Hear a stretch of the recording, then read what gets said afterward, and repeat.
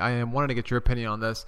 There's this idea of like, I want to get results, right? And I think there's a lot of value in setting goals and aspiring to a certain result. It kind of keeps you accountable. It makes you more motivated to continue going. But there's something that I'm learning now, at least in my journey, is that I learn way more about myself and my character through going through a very humbling movement. Or it could be mobility. Like, I really suck at this. Like, my overhead squats are terrible, right? I may say this to myself. And as I'm doing it, I'm like, am I going to just sit here and complain about it? Or am I actually going to honor the fact that this is coming up, that I feel insecure, that I can't do this movement, and I just want to do the things that make me look strong.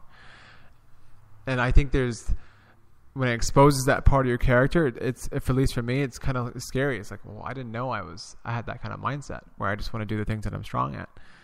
And what am I really hiding from everyone? Like, what am I afraid to expose to everyone else? Are they going to think a certain way of me because I can't get into a certain position, and then I'm trying to coach that to them? Are they going to think that I'm not like worth being a coach? Are they going to second guess like my training? So I wanted to get your opinion about that whole concept. Do you think, like, what do you see as valuable about result-oriented coaching, and then what do you see as valuable about process-oriented and progress-oriented coaching? Because they both have their strengths. And PN, precision, John Berardi's work, he's big on progress. He's big about small habits over time. So what is your opinion? Yeah, I mean, I'm a big fan of JB. For sure going to be working with them actually coming up in about a week for an internship. But, obviously we all want to be good at things. It feels good when we're good at them. But one thing, and I've actually, I have new precision nutrition certification, so I've learned a lot from them. And one of the big things I valued is I definitely think we should have like a results goal for sure. That's something to strive for, and I think it should take a while and it should take work. But I also think that every day we should experience success. And I don't think success necessarily means like getting that movement perfect. But maybe the success is in realizing yourself, becoming aware of yourself that you're not perfect at that movement. So I think just finding how you're successful and finding that bit of success so you can, at least yourself stay self-motivated to keep going if you don't have that external source of motivation to give you that extra push. So it's a pure perspective change then at that point. It's just like, well, I can see this stumbling block or this obstacle as my demise, or I can see it as a stepping stone to something greater. If I work on this now, I can have a greater access to A, B, C, D, E, F, G versus just A, B. That's really cool. Yeah, I think Berardi has done a really good job with his model. He's brought this kind of way of not just looking at it in one dogmatic approach, because the whole calories in, calories out model was prevalent. It still is prevalent for a lot of bodybuilding shows. If you're a physique competitor, that is still like the thing, and then you can use that if you really want to dial it in 100%. And still, there are people that even I coach that struggle with the idea of looking at things in terms of portion control, using your hands, and doing things like that. They want the numbers, and yet it drives them crazy. So in your opinion, since you've done PN and you've gone through them, and I've actually gone through a lot of their material myself, but in your opinion, why do you think that for most people, the average person that's going about their everyday life, they have kids, they have so much going on, why do you think it's resourceful for them to build habits rather than just jumping in and counting numbers? Well, I think the biggest thing is if you're jumping in and counting numbers, I don't think there's one of us that could say we are going to do that for the rest of the other lives. I've done it. You've probably done it. It works for sure, and then it doesn't work when shit happens. As soon as shit hits the fan, that's not going to work. And so I think the building habits part that PN preaches is big, because then you can fall back on those when stuff goes crazy. I just read their article they put out the other day about New Year's resolutions, and I laughed in some of the first couple paragraphs, because they were talking about how we all know this, most New Year's resolutions fail within the first month. And they're talking about like how to set practical New Year's resolutions when, you know, I think his example was like all 3 kids are sick with snotty noses, your dog has diarrhea on the floor, and you just got an email from your boss saying this project you need to do the next morning right when you're about to walk out the door to do your 2-hour workout. So what can you get in, you know, to still strive towards your goals, you know, those little things. So he was saying, you know, the 10-minute workout, we're going to jump around with our kids for 10 minutes in the house because that's all we can get in right now. So I think those little habits and building those and making them, you know, a part of your everyday are what you can fall back on when, you know, things aren't going as planned. When I can't get in my 2.5-hour workout 5 days a week anymore, dang it. And so, yeah, it's been an interesting thing. And that's why even though I've had a hard time, you know, in California adjusting to that lifestyle, you know, looking back on it, even though I'm still kind of in the midst of it right now, trying to appreciate what I have learned and just, you know, people who are, most of the clients we do work with are in that grind. So it's giving me a better view of like, wow, this is what they're dealing with. So how can I make it work for me to give them advice too and get like a personal perspective on it as well. Yeah, I think, you know, even our clients out there, you guys are often, in my opinion, a huge source of inspiration. To think that sometimes that you guys go through having three kids and you're working a job, and then your significant other's working a job, and then you have on top of that project deadlines and all this stuff going on. It's inspiring to see you guys even think about like embarking on a journey of taking care of yourself, because it is a journey. And to me, it's just as much as you're inspired by even the small things that we do. If I make a video or Erin makes a post or she shows you something that you've never like ever experienced in your life, like, oh, this is a game changer. Like to us, like you guys accomplishing something so small is like, man, how can I do that for myself? You know, you think that as coaches we have everything down packed, but we don't, and we're on the same path as you guys in terms of self-actualization and mastering our life and designing our life in a way where we feel happy and we're fulfilled and we're having that work-life balance, so to speak. And it's fascinating because I laugh about it all the time. It's because like I have a client say, "Oh my God, like that really changed my life." I'm like, okay, I gotta change my life now too. You know, it's like I gotta like change. You know, it's a reflection back on me.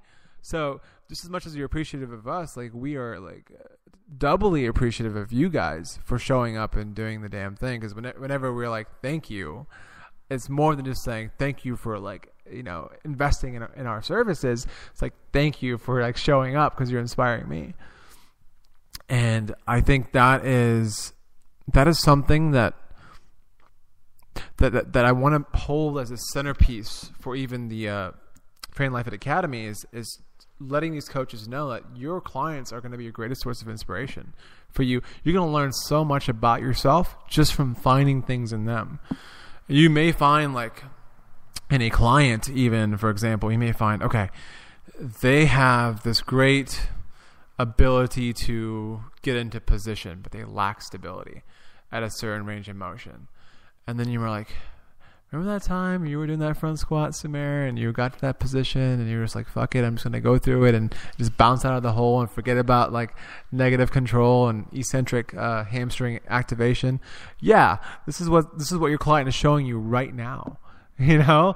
And that is also a very vulnerable thing. And I wonder for you, like when you watch your clients, do you like, or if you're like coaching them through nutrition or movement practice, do you oftentimes feel like it reflects back on you? And then how does that make you feel? Yeah, for sure. I mean, I just like you were saying, we probably learn more from our clients than they learn from us, I think. I mean, the biggest thing, like, even, you know, I have some clients and, you know, they've all had a long day at work and here I am, they come at the end of the work, I'm at the end of my work day and I work them out and they get through it.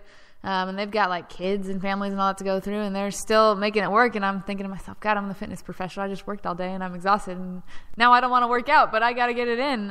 So yeah, I mean, you definitely learn things. It puts it in perspective. Another thing that I always think about, like, I don't know if you grew up whatever religion, and I'm not super religious. I was raised Catholic, but like, growing up, they had those "What would Jesus do" bracelets, right? So I always think like what would a fitness professional do, or what would my clients do if I had told them that? And like, you catch yourself in a weak moment and you're like, would I want my client to see me doing this?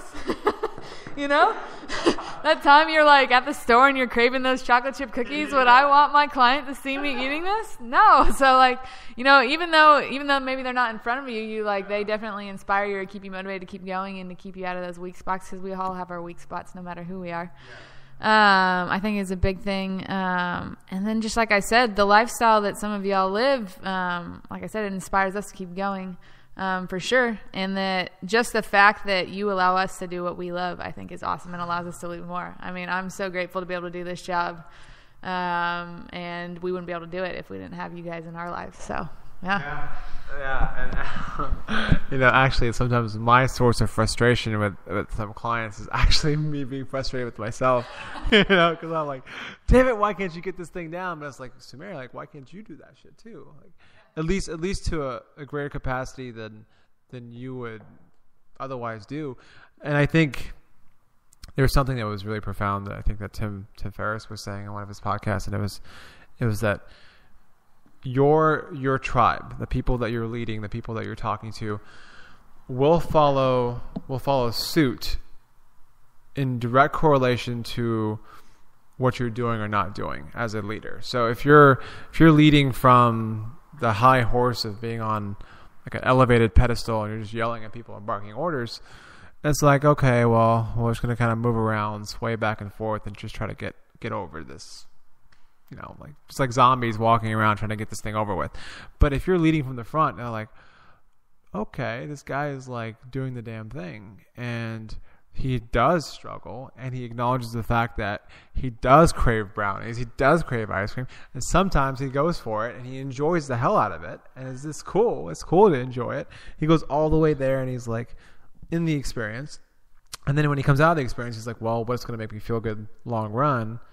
And then they pick the habits that make them feel good long run. Then it's just like, okay, well, I can get with that. I can get with that program.